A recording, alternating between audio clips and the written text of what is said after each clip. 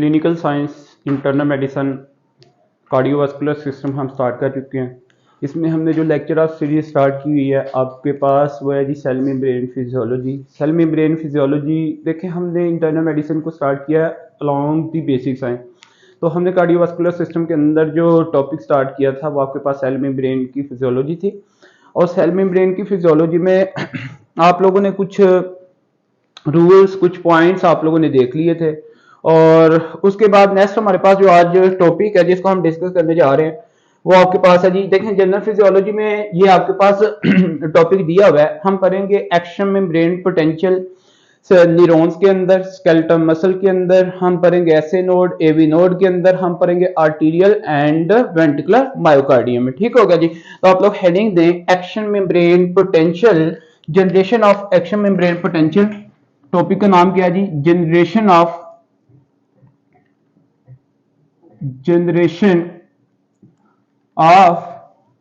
Action membrane potential, action membrane potential. हाँ जी, आपके पास कहां पे? In neurons and skeletal muscle cells. ठीक होगा जी। तो अब हम देखेंगे न्यूरॉन्स और जो स्केलेटल मसल सेल्स हैं, इसमें क्या इवन देन आप पूरी बॉडी की एक तरह से बात करने जा रहे हैं एक्सेप्ट हार्ट। ठीक है। अब इसमें जो आपने पॉइंट्स पहले आप लोगों को पता होना चाहिए, एक साइड पे लिखें जी कुछ नंबर 1 इंपॉर्टेंट पॉइंट्स। आप लोगों के पास जो इंपॉर्टेंट पॉइंट्स है इसमें लिखे नंबर 1 आयंस इन्वॉल्वमेंट। अब इसकी generation of action membrane potential in neurons और स्केलेटल मसल के अंदर जो आपके आयंस मतलब के पार्टिसिपेट करते हैं वो कौन से हैं? तो लिखें जी आयंस इन्वॉल्वमेंट। अगर आयंस इन्वॉल्वमेंट की बात करूं यहां पे तो वो आपके पास 2 आयंस हैं। कितने आयंस हैं? 2 आयंस। तो ये आपने पॉइंट याद रखना है। फिर लिखें जी आप लोग नंबर 2 पे ट्रांसपोर्टर इन्वॉल्व्स, कि भाई इसमें आपके पास नंबर 2 पे लिखे आपके पास क्या जी? Transporter involves. ट्रांसपोर्टर्स आपके पास जो इन्वॉल्वमेंट होती है वो कौन कौन से हैं? तो अगर हम इसकी बात करें तो वो आपके पास क्या है जी जनाब अली? हाँ जी, 4 ट्रांसपोर्टर। कितने हैं? 4 ट्रांसपोर्टर्स हैं। अगर मैं बात करूं जनाब अली आपके पास यहां पे, हाँ जी, स्टेजेस। अब इसके कुछ स्टेजेस हैं जो कि इन्वॉल्वमेंट, तो लिखे स्टेजेस इन्वॉल्व।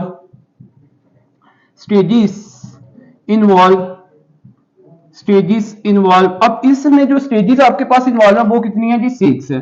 तो पता ये चला कि अगर आप एक्शन मेम्ब्रेन पोटेंशियल पढ़ने जा रहे हैं किसके अंदर? न्यूरॉन या आप जनाब स्केलेटल मसल सेल्स में, तो आपको 2 आयंस का पता होना चाहिए, 4 ट्रांसपोर्टर का पता होना चाहिए और 6 आप लोगों को स्टेजेस का पता चल जाएगा। तो इसमें सबसे पहले तो हम डिस्कस करेंगे। अच्छा, आप लोगों ने क्या करना है जी? इसका एक अच्छी सी डायग्राम बना लेनी है। हॉरिजॉन्टल पेज पे अच्छी सी आप लोगों ने एक डायग्राम बनानी है। इसी के ऊपर सारी की सारी आपके पास डिस्कशन होगी। तो ये 2 आयंस, 4 आपके पास ट्रांसपोर्टर और 6 स्टेजेस को भी मैं कवर करने जा रहा हूं।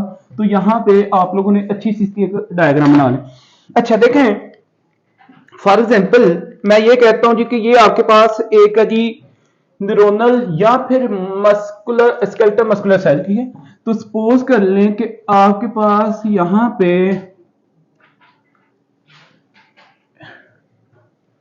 ये एक जनाबेली क्या आपके पास सेल है। ठीक होगा जी। विद 4 स्टेजेस हमने इसको कवर करना है। ओके, तो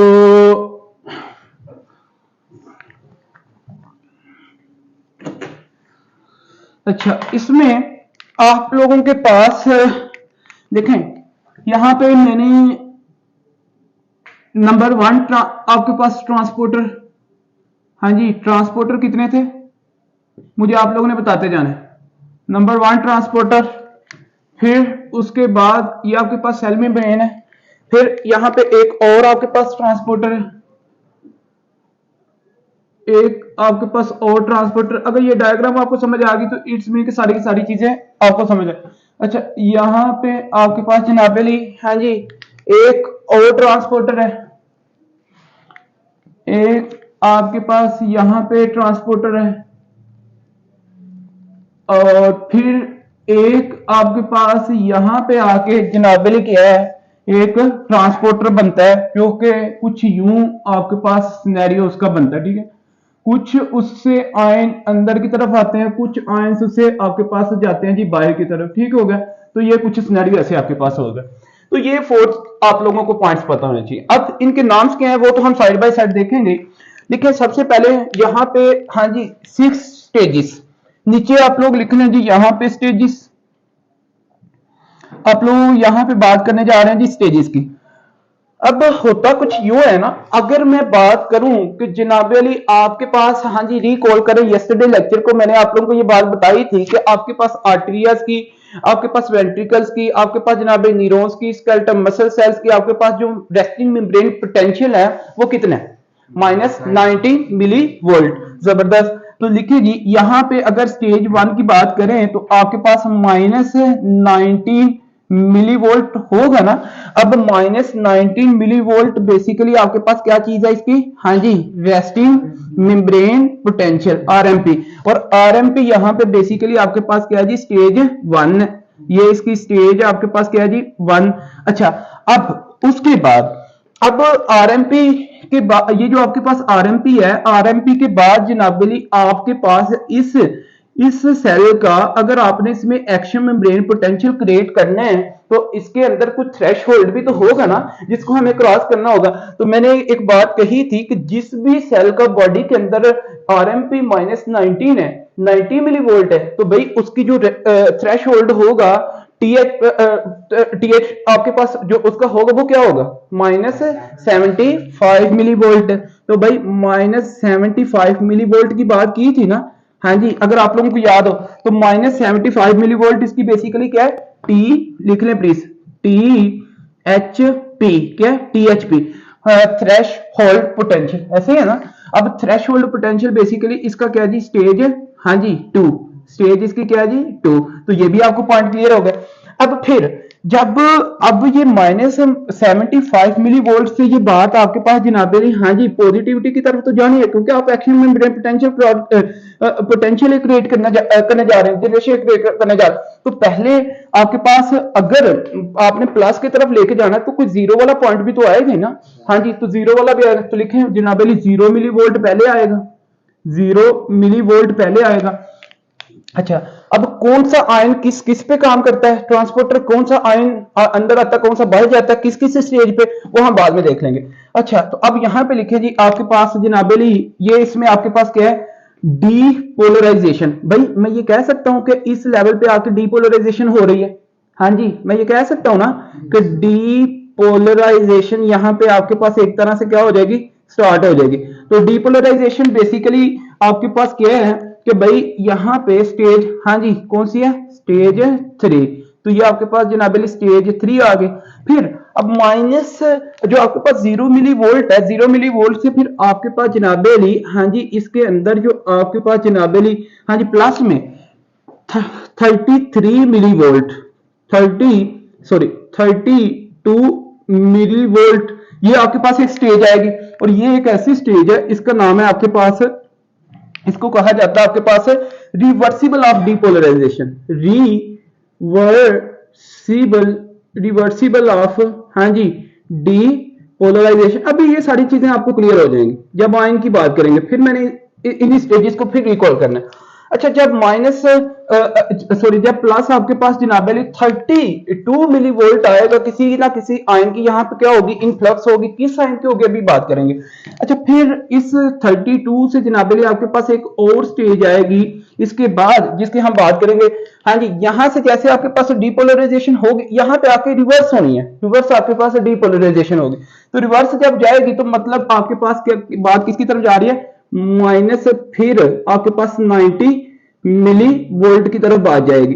ठीक होगा जी। अब ये जब ये -90 मिली वोल्ट, अब मुझे एक बात बताएं, -19 मिली वोल्ट फिर आना, तो ये आपके पास कौन सी स्टेज है, रीपोलराइजेशन। क्या होगी, रीपोलराइजेशन होगी। अब जनाबली रीपोलराइजेशन याद रखिएगा, ये आपके पास स्टेज ये कौन सी स्टेज थी, स्टेज 4 है ना, ये स्टेज आपके पास जनाबली 4 है। और ये कौन सी स्टेज है, स्टेज आपके पास जनाबली, हाँ जी 5 है। और यहां पे एक लास्ट पे स्टेज आती है अब मुझे एक बात बताएं कि मेरा आप लोगों से एक क्वेश्चन है कि भाई मुझे आप ये बताएंगे, अब इतनी सारी स्टेजेस के अंदर आयंस की इम्बैलेंसिंग होगी ना, आयंस कुछ आयंस अंदर आएंगे, कुछ आयंस बाहर जाएंगे, तो फिर ही आपके पास ये generation action membrane potential generate हुआ है ना। अब इन आयंस की इम्बैलेंसिंग को करेक्शन भी तो करनी होगी ना, फिर करेक्शन भी तो होगी, फिर नेक्स्ट मतलब कि आपके पास जनरेशन होगी। तो लेकिन यहाँ पे जो स्टेज आपके पास जनाबे 6 है, तो वो आपके पास क्या है यहाँ पे, हाँ जी आयन इस लेवल पे आके क्या होता है जी, ion ion correction of ion, correction correction of ion, correction of ion imbalancing, correction of ion imbalance. तो भाई आपके पास ये स्टेज कौन सी होगी फिर, हाँ जी स्टेज कौन सी है, स्टेज 6। अगर आपसे कोई पूछे कि जनाबे अली न्यूरॉन्स या फिर आपके पास स्केलेटल मसल के अंदर कितनी स्टेजेस आती हैं, तो आप क्या बताएंगे, 6 स्टेजेस। तो ये तो आपको पॉइंट अब देखेंगे वन बाय वन। देखें जी, -90 मिली वोल्ट, -90 मिली वोल्ट आपके पास आरएमपी है, ठीक हो गया। अब अगर किसी बंदे ने या फिर ब्रेन ने काम करना है, न्यूरोनल एक्टिविटी अगर आपको चाहिए, तो भाई इस -19 से फिर इधर की -75 की तरफ बात तो जानी चाहिए ना। फिर पता ये चला कोई ना कोई चीज, कोई ना कोई मतलब चेंजिंग तो आएगी ना। अगर आपने अपने मसल की मूवमेंट करवानी है, आपने चलना है, तो एक्शन मेम्ब्रेन पोटेंशियल तो चाहिए ना फिर आपको। तो उसके लिए -90 मिली वोल्ट को तो अपने थ्रेश होल्ड पे जाना पड़ेगा। इसमें डीपोलराइजेशन, जब तक डीपोलराइजेशन नहीं होगी, सेल एक्साइटेशन नहीं होगी, जब सेल एक्साइटेशन नहीं होगी कंट्रैक्शन नहीं होगी, जब कंट्रैक्शन नहीं होगी तो बंदा चल नहीं सकेगा, ऐसे ही है ना। अब चलने के लिए या एक्टिविटी के लिए क्या होगा कि आपके पास एक है सोडियम वोल्टेज गेटेड चैनल। अच्छा इसका नाम क्या है, इसका नाम लिखे पहले, तो आप लोगों को इसका पता होना चाहिए। यहां पे इसका नाम है pressure gated sodium channel. Pressure pressure इसका मतलब क्या मैं बताता हूं, pressure gated gated sodium channel. भाई मुझे ये बताएं किस आयन की कंसंट्रेशन आउटसाइड, हाँ जी सेल मेम्ब्रेन है, सोडियम की ना।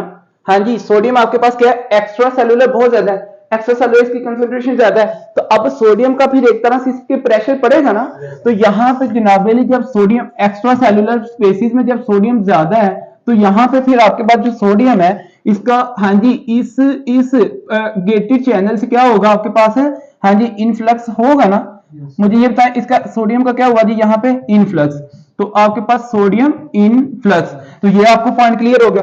अच्छा फिर उसके बाद क्या, जब सोडियम का इनफ्लक्स होगा, वी नो वेरी वेल कि every cell inside the having, हाँ जी विच चार्ज, आपके पास कौन सा चार्ज होता है इसमें, नेगेटिव चार्ज। तो यहां पे आपके पास क्या जी, नेगेटिव चार्ज है। जब सोडियम बाहर से अपनी हायर कंसंट्रेशन से लोअर कंसंट्रेशन की तरफ आएगी कि डिफ्यूजन होगी, तो क्या सेल के अंदर, हाँ जी कौन सा चार्ज इंक्रीज होगा फिर, पॉजिटिव। तो भाई जब ये पॉजिटिव चार्ज आएगा, तो मुझे एक बात बताएं, एक टाइम ऐसा आएगा कि ये -19 मिली वोल्ट आपके पास -70 कुछ ना कुछ तो इसकी तरफ आ जाएगी ना। हाँ जी तो फिर अपने एक थ्रेश होल्ड पे तो जाएगा ये, मेरी बात समझ गए। अच्छा जी अब बात कर लेते हैं जी आगे। देखें जब -75 मिली वोल्ट पे जाएगा, इसके रिजल्टेंट एक यहाँ पे चैनल आपके पड़ा हुआ है जिसका नाम है नॉर्मल, हाँ जी यहाँ पे याद रखिएगा, इसका नाम है sodium sodium voltage voltage gated gated channel, एक प्रेशर वाला, एक यहाँ पे आपके पास ये। अच्छा अब इसका जरा सिनेरियो सुन लें। अब सोडियम वोल्टेज गेटेड जो चैनल है ना आपके पास, इसके बारे में अब एक साइड पे ना अपने नोट भी लिखना है, कुछ पॉइंट्स आप लोग लिखिएगा, नोट भी करके कुछ पॉइंट्स आप लोगों ने यहाँ पे मेंशन करने हैं। अच्छा ये जो नॉर्मल आपके पास रेस्टिंग फेज पे ना, नॉर्मल रेस्टिंग फेज पे इसके ये जो sodium voltage gated channel, gated इसके दो है, एक आपके पास इसकी ओपनिंग बाहर है और एक इसकी ओपनिंग की साइड पे इनसाइड है, ठीक होगा जी। तो ये पॉइंट आपने याद रखना। अच्छा यहाँ पे ना इसके जरा पॉइंट को मेंशन कर लेते हैं, लिखे सोडियम वोल्टेज गेटेड चैनल, यहाँ पे लिखे sodium voltage gated channel, sodium voltage gated channel having two gates, having two gates इसके कितने गेट्स हैं? 2 गेट्स हैं। अब उन 2 गेट्स में याद रखिएगा, one is inner side, inner gate है, इनर आपके पास एक गेट है, और एक क्या जी, एक आउटर गेट है। एक इनर गेट है और एक आपके पास क्या जी, आउटर गेट है। अब inner gate close at rest phase, ये पॉइंट याद रखिएगा, inner gate close at rest phase, ये आपके पास जो रेस्ट फेज है उसमें क्या होता है जी, क्लोज होता है। और जो आउटर गेट है ना, outer gate open at rest phase, open at rest phase, ये रेस्ट फेज में आपके पास क्या होता है जी, ओपन होता है। ये आपको पॉइंट पर अच्छे से पता है। फिर आगे बात कर लेते हैं। तो याद रखिएगा, during generation of action membrane potential, but यहां पे ये लिखें please, but during generation of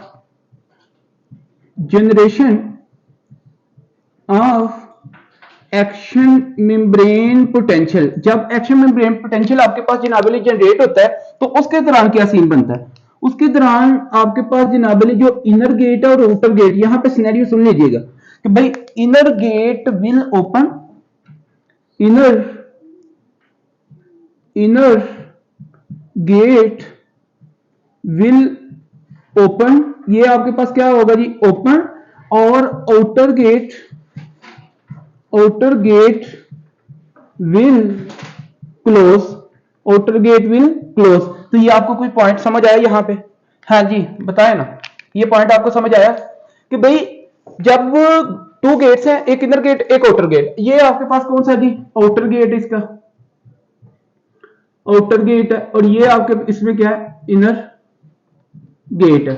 अब जब रेस्ट की हालत में होगा तो इनर गेट आपके पास ये क्लोज होगा और आउटर गेट क्या होगा, ओपनिंग, क्योंकि मतलब कि भाई सीधी सी बात है, रेस्ट में आपको कोई पॉजिटिव चार्ज चाहिए? नो, कोई पॉजिटिव चार्ज नहीं चाहिए।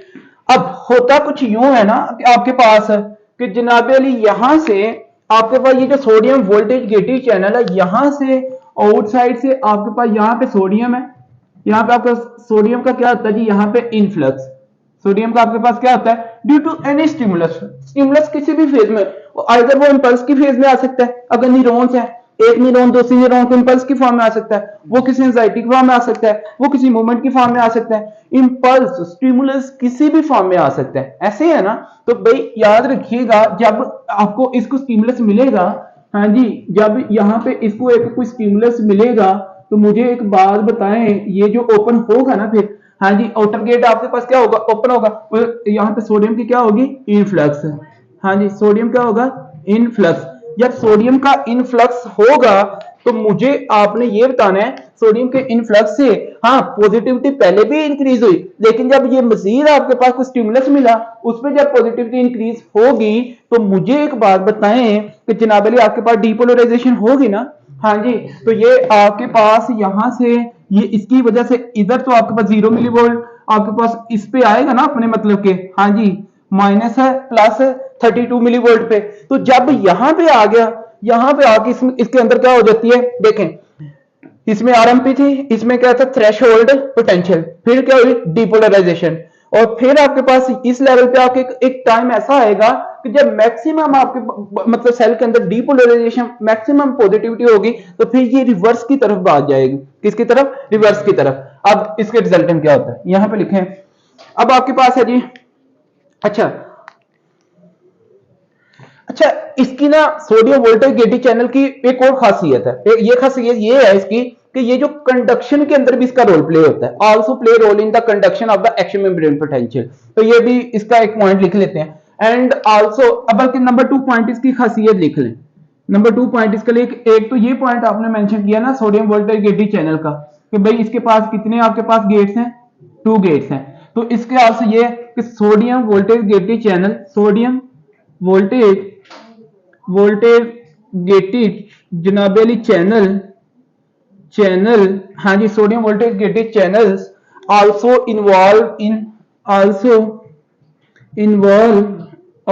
इन्वॉल्व इन जनाबेली कंडक्शन ऑफ हाँ जी, AMP, conduction of AMP. AMP की कंडक्शन करवाने में भी ये क्या करता है, रोल प्ले। मतलब क्या कि एक से दूसरे चैनल्स की कंडक्शन करवा। अच्छा, अब आते हैं जी, आगे बात कर लेते हैं। फिर उसके बाद आपके पास है पोटाशियम वोल्टेज गेटेड चैनल। ये आपके पास कौन सा है, potassium voltage voltage gated channel, potassium voltage gated channel. अब इसमें क्या होता है, अब मुझे एक बात बताएं भाई, पोटाशियम सेल के अंदर ज्यादा होता है कि बाहर? हाँ जी, इनसाइड। यहां पे आपके पास क्या है जी, पोटाशियम बहुत ज्यादा है, ठीक है। अब ये जो पोटाशियम वोल्टेज गेटेड चैनल है ना, इससे क्या होता है, पोटाशियम का इफ्लक्स, मतलब कि हाँ जी, from the higher concentration to lower concentration आपके पास इसका क्या होगा, हाँ जी, आपके पास डिफ्यूजन। तो यहाँ पे जनाब अली इसकी पोटाशियम की क्या हुई, इफ्लक्स, इफ्लक्स लिखें। अब मुझे एक बात बताएं, जब पोटाशियम की इफ्लक्स होगी तो भाई सेल के अंदर पॉजिटिविटी ज्यादा कि नेगेटिविटी, नेगेटिविटी। तो ये पोटाशियम लीकी चैनल तब तक काम करते रहेंगे जब तक आपके पास ये कौन से आरएमपी ना आ जाए, ठीक है। हाँ जी, तब तक काम करेंगे जब तक दोबारा से आपके पास आरएमपी ना आ जाए, मतलब एक तरह से डीपोलराइजेशन। अच्छा, अब मजीद क्या होता है जी, सुन लें, ये पॉइंट आपको कुछ क्लियर हुए।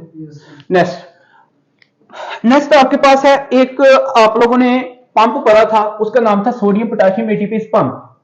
क्या नाम है, सोडियम पोटाशियम एटीपीएस पंप।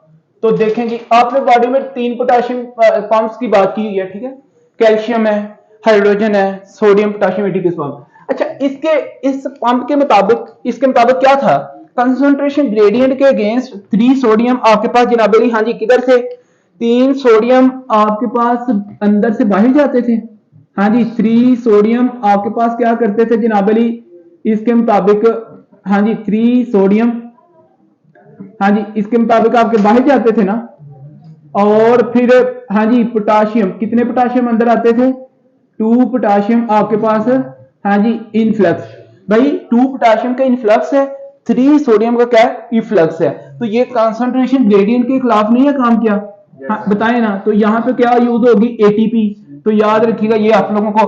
अच्छा, अब ये इसलिए है, ये आपके पास जो करता है ना, प्लीज सुने, ये आपके पास जो करता है, ये आपके पास क्या करवाता है, करेक्शन ऑफ आयन इम्बैलेंसिंग, ठीक हो गया। तो ये अपने पॉइंट इसका याद रखना है। एनी क्वेश्चन प्लीज, क्वेश्चन है आपका कोई जी, क्वेश्चन। ये पॉइंट का अहमद का क्या हुआ ना, सोडियम पोटेशियम एटीपीएस, जब वो 3 सोडियम बाहर निकाल रहा है तो अंदर आ जाए पोटेशियम, तो अंदर नेगेटिविटी क्रिएट होती रहेगी। तो उसके बाद क्या होगा, तो मैं एंड पे फिर वही दोबारा से रेस्टिंग मेम्ब्रेन आरएमपी चाहिए ना, हाँ जी, उसकी बैलेंसिंग के लिए।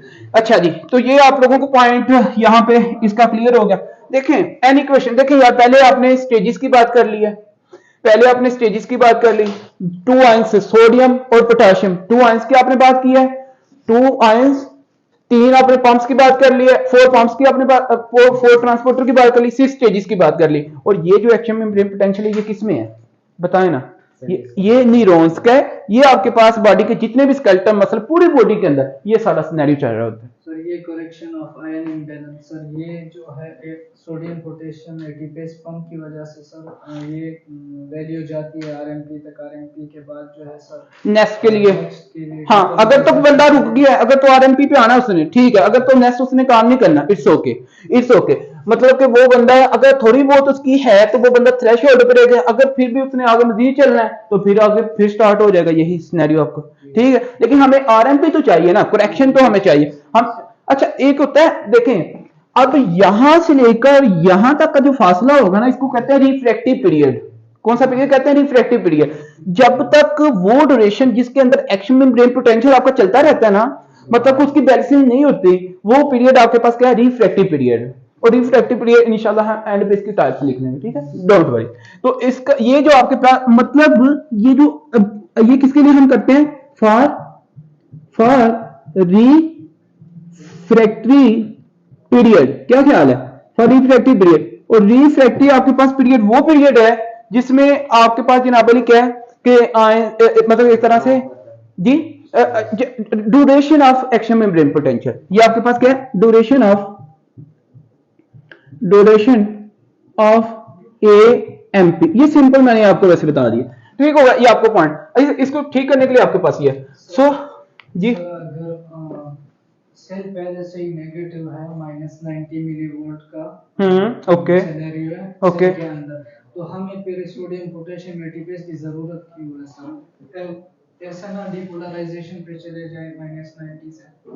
जी सर -90 है, सेल नेगेटिव है सर। हम्म हम चाहते हैं कि दोबारा डिपोलराइजेशन हो, वैल्यू जो है पॉजिटिव की तरफ जाए। सर तो ये लेकिन -90 है ना, लेकिन इसकी करेक्शन भी तो ठीक करनी है, ये सारा बाहर जो जा रहा था, जी सर। समझ नहीं है ना। इसको ठीक करने के लिए पोटेशियम फिर मतलब आपके पास मतलब इसको करने के लिए इसकी पॉजिटिव यहाँ से पॉजिटिव अंदर नेगेटिविटी थी, अंदर नेगेटिविटी को थोड़ा सा मेंटेन करने के लिए, बैलेंसिंग करने के लिए ये आपके पास काम करता है, ठीक है। सर रिफ्लेक्टिव पीरियड वही है ना सर, जिसमें सेल दोबारा अगर स्टिमुलस आएगा तो वो क्या कहते हैं एक्साइट नहीं हो सकता जब तक वो दोबारा रेस्टिंग मेम्ब्रेन पोटेंशियल पे नहीं चला जाता। हाँ बिल्कुल इसी वजह बिल्कुल से ही बिल्कुल correction बिल्कुल लाजमी है ऐसे है, ताकि वो दोबारा जा सके। ऐसे वो है, नहीं होगा तो फिर मसला हो जाएगा। बिल्कुल ऐसे ही है। मतलब आपने ये कहा है, आपने ये कहा है कि जनाब अली ये रिफ्लेक्टिव पीरियड वो पीरियड है कि अगर आरएमपी मजीद आगे मतलब कि ये सर मेरा पॉइंट ये था कि जब 32 MV से 90 की तरफ जाएगा ना तो सर उस पॉइंट के अंदर जब जा रहा होगा ना, तो अगर दोबारा जब तक वो रेस्टिंग मेम्ब्रेन पोटेंशियल पे नहीं चला जाता ना,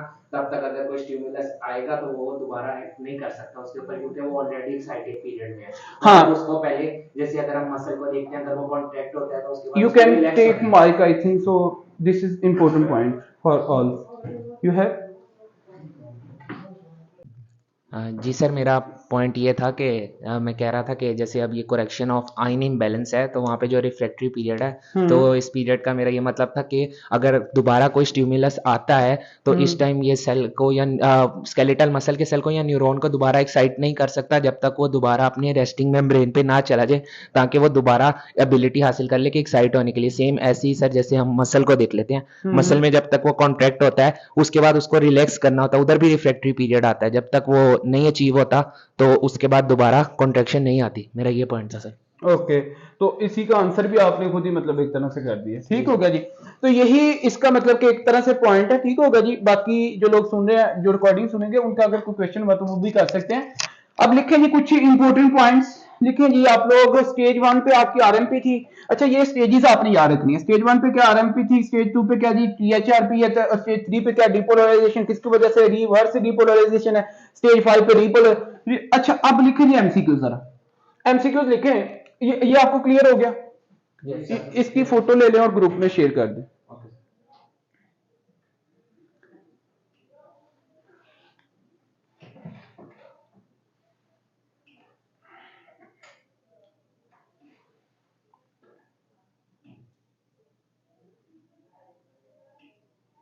जी ओके, तो यहाँ पे आप लोगों ने जनाब अली अब लिखे कुछ इसके एमसीक्यूज, मेरे ख्याल में ये आपको क्लियर हो गए। अब एमसीक्यूज की अगर बात करें ना, लिखे एमसीक्यूज क्या है। एमसीक्यूज आपके पास है जी जनरेशन ऑफ, लिखे जी generation of threshold potential THP, threshold potential in neuron and skeletal muscle cells, and in skeletal muscle cells, which ion is responsible, which ion is responsible। भाई ऐसा कौन सा आयन है? हाँ जी कौन सा आयन है, हाँ बताएं ना प्लीज। सोडियम। तो ये आप लोग लिखें जी, I think mike can use. अच्छा जी, तो ये आपके पास जो है ना क्या है जी, हाँ जी सोडियम। फिर उसके बाद एंड फिर मेरा क्वेश्चन है विच ट्रांसपोर्टर, हाँ जी रिस्पॉन्सिबल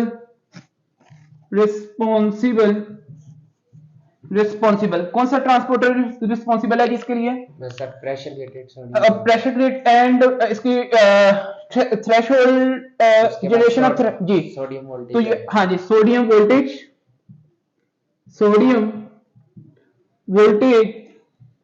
वोल्टेज गेटेड चैनल्स, या फिर आपके पास क्या हो सकता है प्रेशर सोडियम गेटेड चैनल, ठीक है। तो ये आप लोग इस तरह इसकी बात कर सकते हैं। अच्छा फिर उसके बाद मैंने इसकी बातें कुछ आपको बता दी हैं। देखें नंबर 3 पे लिखिएगी कि sodium voltage gated channels involve in conduction of जनाब अली एक्शन मेम्ब्रेन पोटेंशियल। यहां पे हमने एक लिखा था पॉइंट, ये भी एक अच्छा एमसीक्यूज मैं बताने लगा हूं। यहां पे ना मैंने एक लाइन लिखी थी कि सोडियम, बल्कि हाँ, sodium voltage gated sodium voltage gated channel involve in जनाबली, ये इन्वॉल्व होता है आपके पास इन कंडक्शन ऑफ एएमपी। तो ये बात आप लोगों ने की। अब पता है कि जनाबली ये जो कंडक्शन आपके पास करवा रहा है, अगर फॉर एग्जांपल किसी को जनाबली, हाँ जी, आपके पास अगर आपने इस चैनल को करना है इनहिबिट, आप लोग इसकी बेस पे करेंगे फार्माकोलॉजी, इसकी बेस पे आप लोग बात करेंगे किसकी, फार्माकोलॉजी की, एंटी अरिथमिक आप लोग ड्रग्स की बात करेंगे, फार्माकोलॉजी। तो फार्माकोलॉजी के हिसाब से अगर आप लोग देखें तो inhibit sodium voltage gated channel, अगर किसी की कंडक्शन मतलब फॉर एग्जांपल कोई बहुत ज्यादा हाइपर न्यूरोनल एक्टिविटी है, हाइपर न्यूरोनल एक्टिविटी चल रही है, या फिर जनाब हाइपर एक्साइटेशन चल रही है स्केलेटल मसल के अंदर, और आप लोग चाहते हैं कि यार उसकी एक्साइटेशन को रोका जाए, तो आप लोग क्या कर सकते हैं, आप लोग इसको वोल्टेज गेटेड चैनल जो कि इन्वॉल्व है कंडक्शन के अंदर, इसको आप लोग ब्लॉक कर सकते हैं ना। यार अगर किसी बंदे में मतलब कि एपिलिप्सी चल रही है, एपिलिप्सी मतलब हाइपर न्यूरोनल एक्टिविटी है, तो हाइपर न्यूरोनल एक्टिविटी के अंदर मुझे ये बताएं कि क्या इसको ब्लॉक कर सकते हैं ना, इसको इनहिबिट कर सकते हैं। तो आप लोग लिखें जनाब इसमें inhibit to, so can inhibit this circuit, अपनी वर्डिंग में लिख लें जरा, can inhibit this channel in hyper neuronal activity why, हाँ जी, why एंटी एपिलिप्टिक ड्रग्स, क्या ख्याल है, why एंटी एपिलिप्टिक ड्रग्स। तो भाई एंटी एपिलिप्टिक ड्रग्स की अगर मैं कुछ ड्रग्स आपके पास है एंटी रिदमिक्स, कुछ ड्रग्स आपके पास है एंटी एपिलिप्टिक, ठीक है। अगर हम बात करें एंटी एपिलिप्टिक ड्रग्स की, तो याद रखिएगा इसमें जो आपने निमोनिक याद रखना है ना, निमोनिक, अगर आप निमोनिक इसकी बात करें ना, तो निमोनिक आपके पास क्या है जनाब Ali, LVPC। What is meant by LVPC? Number 1, L stand for आपके पास जनाबे अली, देखें L स्टैंड फॉर आपके पास है लिमोट्राइजीन, हाँ जी, क्या लिमोट्राइजीन, तो इसकी आप बात करें।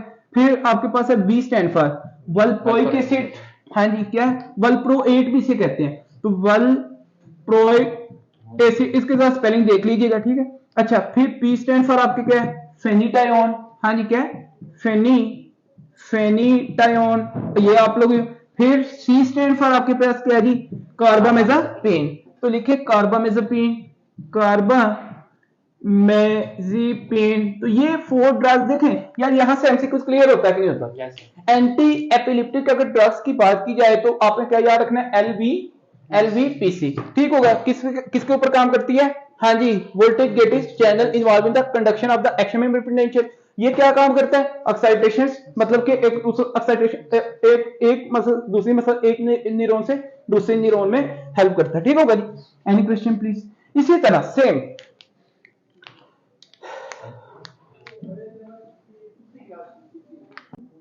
अच्छा, तो अब यहाँ पे एक नोट लिखें, जब आप लोगों ने ये बात कर ली है कि अगर किसी बंदे, अब क्या मैं ये कह सकता हूं कि आप लोगों को according to physiology on the base of physiology आपको ये बात तो क्लियर होगी, अगर एक बंदा आपके पास जनाब अली घर में है या फिर आपके पास ओपीडी में है या फिर बंदा इमरजेंसी में आता है, किसके साथ, स्टेटस एपिलिप्सी के साथ।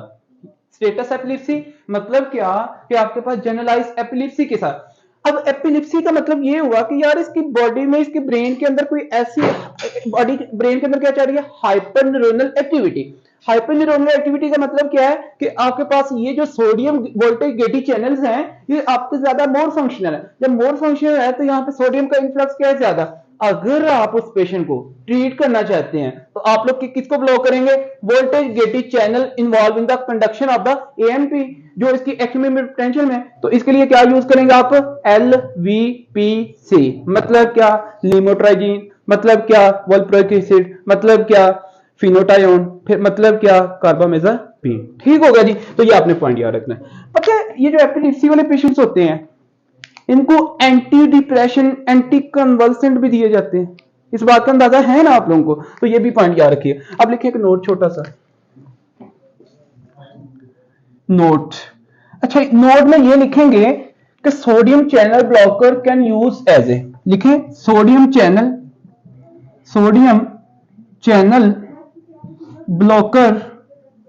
Blocker can use as a, जनाब अली याद रखिएगा anti arrhythmic anti epileptic, anti लिखें प्लीज, एंटी अरिथमिक। भाई अब यही जो सोडियम वोल्टेज गेटेड चैनल है ना, जब आप पढ़ेंगे extreme potential of the AC node, AV node, arterial, ventricular, तो वहां पे भी आपने इसी की बात करनी है। ठीक होगा, तो फिर वहां पे भी आप इसको यूज कर सकते हैं। तो एंटी अरिथमिक, ठीक होगा जी, और एंटी, हाँ जी एंटी एपिलेप्टिक, एंटी एपिलेप्टिक। तो मेरे ख्याल में ये चीज। अच्छा ये जो एंटी अरिथमिक है ना, पता है इसकी 5 क्लासेस हैं, आगे 5 ग्रुप्स में इसको डिवाइड किया गया, class 1, class 2, class 3, class 4 and other one. ठीक है, तो इसको आप लोग डिस्कस करेंगे। अब हम देखेंगे कौन सी क्लास किस फेज में दी जाती है उसकी हम बात करेंगे। ठीक होगा जी। तो नेक्स्ट लिखे हैं जनाब अली, और ये भी बात याद रखें, पता है आपको, एक साइड पे ये भी नोट लिखें, नोट ये भी लिखें एक साइड पे कि जनाब अली sodium voltage gated channel involve in, लिखें sodium voltage gated channel involve in, ये किस किस में इन्वॉल्व होता है याद रखिएगा, न्यूरोनल सेल की एक्सट्रीम पोटेंशियल में, न्यूरोनल सेल एएमपी में, ये आपको पॉइंट पता होना चाहिए। Number 2 skeletal muscle cell AMP में। नंबर 3 आपके पास जनाब atria and ventricle cell AMP में। तो भाई मुझे ये बताएं, जब आर्टीरिया की बात करेंगे तो वेंट्रिकल की बात करेंगे तो एंटी अरिथमिक देंगे कि एंटी एपिलेप्टिक देंगे, कौन सी ड्रग्स यूज करेंगे, एंटी अरिथमिक, क्योंकि वहां पे अरिथमियास चलेंगे ना। वहां पे देखें दो चीजें याद रखें अपनी पूरी मेडिसिन के अंदर, अगर तो न्यूरोनल एक्टिविटी ज्यादा है तो उसकी वजह से पड़ते हैं फिट्स, बंदे फिट्स पड़ते हैं, दौरे पड़ते हैं। ठीक है, अगर तो आपके पास आर्टीरियस की मस्कुलर कंट्रैक्शन बहुत ज्यादा हो रही है तो वहां पे आपके पास क्या होगा, टैकीकार्डिया, देन टैकीकार्डिया की जो वर्सन फॉर्म है अरिथमियास। ठीक होगा, तो ये पॉइंट आप लोगों ने याद रखना है यहां से, और ये इसके लिए इंपॉर्टेंट है। फिर लिखिए नंबर 2 ट्रांसपोर्टर ओपन,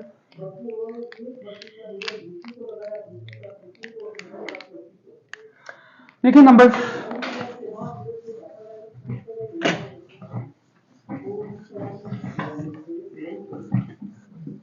ये समझ आ गया आप लोगों को, इसमें से कोई क्वेश्चन तो नहीं है आप?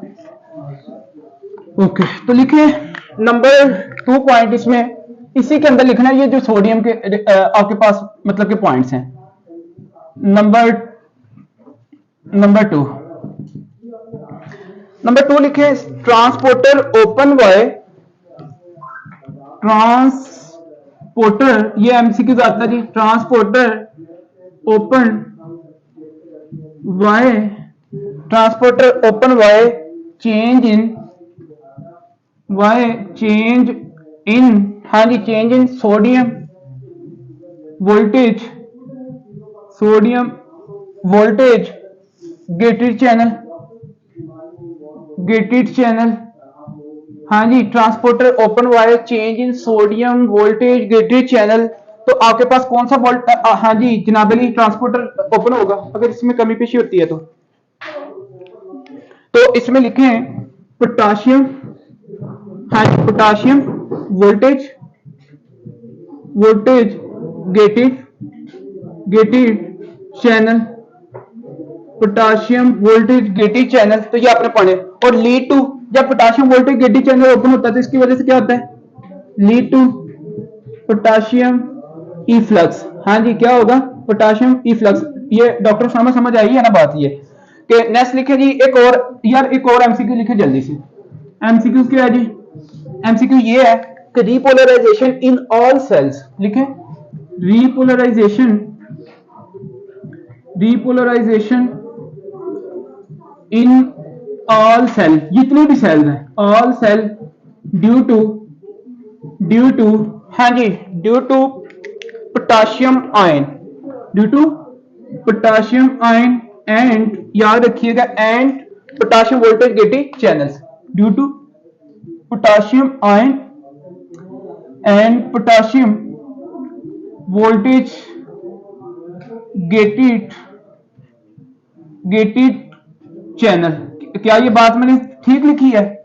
हाँ जी भाई, बॉडी के अंदर जितने भी आपके पास सेल्स हैं उनकी जो रीपोलराइजेशन स्टेट है वो किसकी वजह से आती है, पोटाशियम की वजह से। और किस चैनल की वजह से, potassium voltage gated channels. So याद रखिएगा, दिस इज ऑल अबाउट हाँ जी action membrane potential of the neurons of the skeletal muscle system और इंटायर बॉडी। ठीक होगा जी, ये आपको पॉइंट समझिए।